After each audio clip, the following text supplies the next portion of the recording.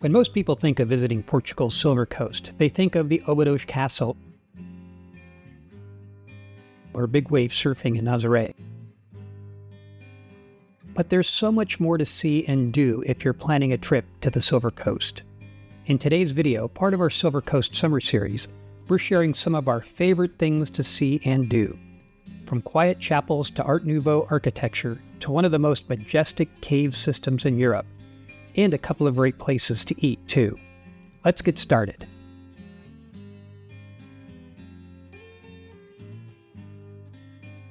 One of our favorite places to go on the Silver Coast whenever family or friends come to visit is the Batalha Monastery. Built to celebrate Portugal's victory in the 1385 Battle of Aljubarrota, this monument is a masterpiece of Gothic and Manueline architecture.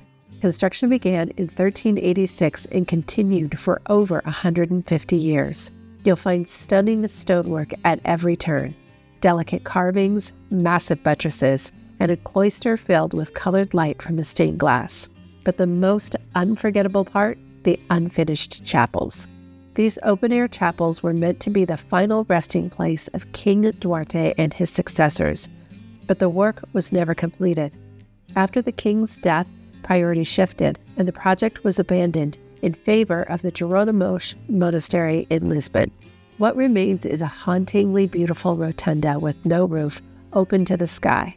Massive columns arise around you. Ornate details were carved, but never completed. It feels sacred, quiet, and a little wild, like time just stopped here. Admission is €6 and is open most days from 9 to 6. If you go, we definitely recommend also making time to visit the nearby Alcobaça Monastery.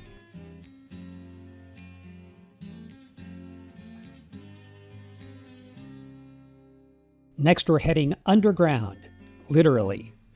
The Grutas de Mira de Aire are the largest caves in Portugal and one of the most awe-inspiring natural wonders on the Silver Coast.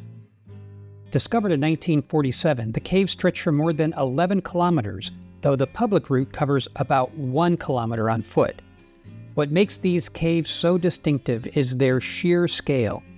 Inside, you'll pass towering limestone formations, underground lakes, natural rock bridges, and massive cathedral-like chambers lit with soft, glowing color. Some of the rock formations twist upward like spires, and others hang from the ceiling like crystal chandeliers. It feels like stepping into a hidden world, one carved out over millions of years by time and water. The descent includes 683 steps down, but don't worry, there's an elevator to bring you back up. It's cool year-round and a perfect stop on a hot day. Tickets are around €7.50 for adults.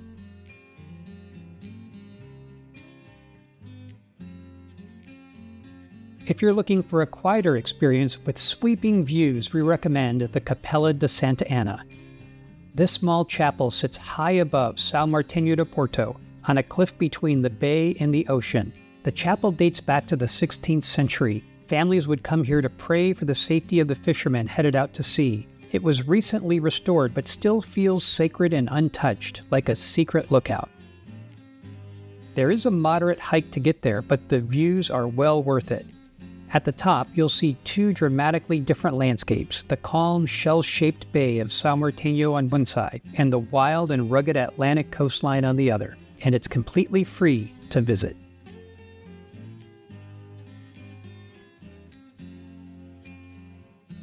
Of course, no visit to the Silver Coast is complete without good food, and if you want that classic beachside vibe, Nomad is a great food in a spectacular setting. Perched on a cliff near Praia de Estrela, this spot offers a perfect, laid-back beach vibe. Just a handful of wooden tables, soft music, and a spectacular view of the coastline. And the pizza? It's legit.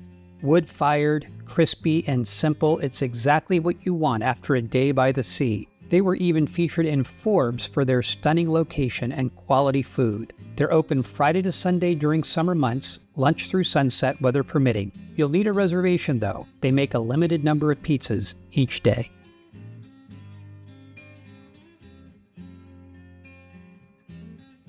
In Alcobaça, just down the road from one of Portugal's most famous monasteries, you'll find Atelier de Doce, a pastry shop that carries on a centuries-old tradition.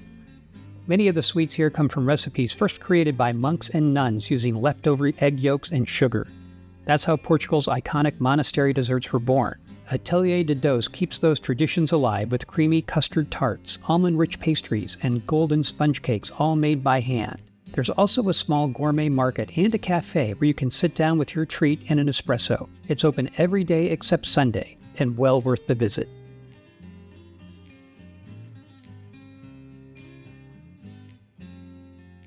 About an hour and 15 minutes from Nazaré is one of the most extravagant places in central Portugal, the Basako Palace Hotel. Originally a 17th century Carmelite monastery, the building was transformed in the 1800s into a royal hunting lodge, designed in the elaborate neo-Manueline style, a romantic revival of Portugal's most intricate architecture. It feels like a mini castle tucked into the forest. Even if you don't stay overnight, it's well worth the visit. What we love most about Basako Palace isn't just the palace itself, it's the gardens. Originally designed by Carmelite monks, the gardens were intended for reflection and solitude. They feature over 700 species of trees and plants, winding stone paths, and dozens of fountains and quiet corners. The whole forest feels sacred, like the architecture of a monastery extended into nature. If you're someone who recharges by walking through stillness and beauty, this is a must.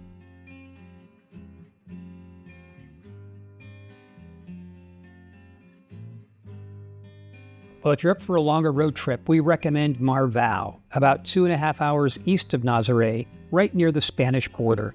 Marvão is a medieval village perched at the top of a granite escarpment with sweeping views over the Alentejo Plains.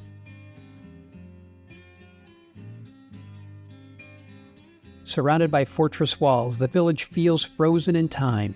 Cobblestone lanes, whitewashed houses, and absolute silence. It was featured in the New York Times best-selling book, 1,000 Places to See Before You Die, and we think it absolutely deserves the spot. While you're there, stop in to nearby Castelo de Vide. It is known for its gardens, mineral springs, and beautifully preserved Jewish quarter. A great place for a slow lunch and a walk through history.